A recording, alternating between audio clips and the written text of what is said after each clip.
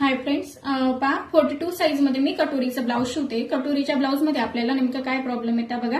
कारण जे normal blouse राहतात, प्रिन्स कट राहते, 4 टक्स राहतात, ते ब्लाऊज आपण डायरेक्टली कपड्यावरती ड्रॉ करून त्याला कट करू शकतो. पण जर कटोरीचे ब्लाऊज राहतात ते आपल्याला कट नाही करता येत, ते आपल्याला अगोदर पॅटर्न करावे लागतात. मग पॅटर्न केलेले जे नॉर्मल आपले करून ठेवलेले राहतात पॅटर्न, कारण जसं ब्लाऊज येतं तसं करायला वेळ नसतो, म्हणून आपले पॅटर्न हे तयार असतात. मग आता तयार पॅटर्नवरती जो आपला पुढचा गळा वगैरे असतो ना, तो आपला किती 5.5-6 इंच असा असतो. आणि काही माप असे आपले येतात कस्टमरचे की त्यांचे गळे 7 इंच 7.5 इंच असाही असतो. मग आपल्याला ते माप आपण तसे ठेवून कट करतो. आणि मग ते कट केल्यानंतर आपल्याला काय असते, आपली जी आयपट्टी हुकपट्टी असते ना, ती आपली मोठी येते. आता बघा जशी याची आलेली आहे. आता हे 42 साईजचा कटोरीचं ब्लाऊज आहे. आता याचा जो साईज खूप मोठी होती आणि कपडा कमी होता, त्याच्यामुळे मला ही अस्तरची पट्टी इथे आयपट्टी लावा लागली.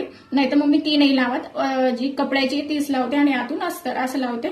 पण कपडा खूप कमी होता, त्याच्यामुळे मी ऍडजस्ट केलं. आता ही मोठी झालेली आहे. आता म्हणजे मापाचा ब्लाऊज आहे, त्याची एवढी ही नाहीये. मग आपण याला कशी कट करायची मी ते तुम्हाला सांगते. आता आपण अशा पद्धतीने दिसत असेल असं ठेवते. हे मापाचं ब्लाऊज आहे, हे पण मी शिवलंय अगोदरच. पण आता याच्याच हिशोबाने आपल्याला करायचं आहे. इथून मी खालच्या साईडने माप घेऊ, त्याला इथे लावेल आणि इकडे त्याचं माप घेईल. आता बघा एवढी एक्स्ट्रा जाते इथे वरती. आता इथूनच मी डायरेक्टली नाही कट करणार, दिसत असेल.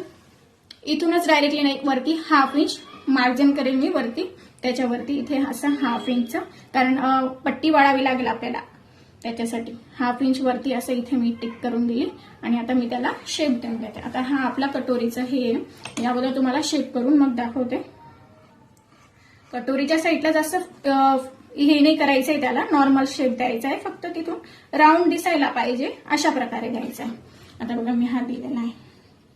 हे बघा एवढी वरती जास्त जात होती आणि ही 1/2 इंच मी वरच्या साईडला मार्जिन केलेली, कारण नंतर आपल्याला आणखी हे फोल्ड करायला पट्टी करायची, त्याच्यासाठी 1/2 इंच करून मी आता हिला कट करून घेते आणि मग मी तुम्हाला दाखवते की कशी आली असं.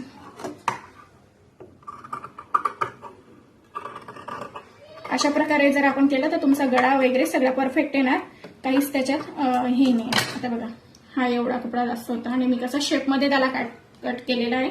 हे पण पूर्ण शेपमध्ये आला आहे, पूर्ण राऊंड हा दिसतोय. अशा या छोट्या छोट्या टिप्स असतात आपल्या ब्लाऊजमध्ये, त्या आपण फॉलो करायच्या. व्हिडिओ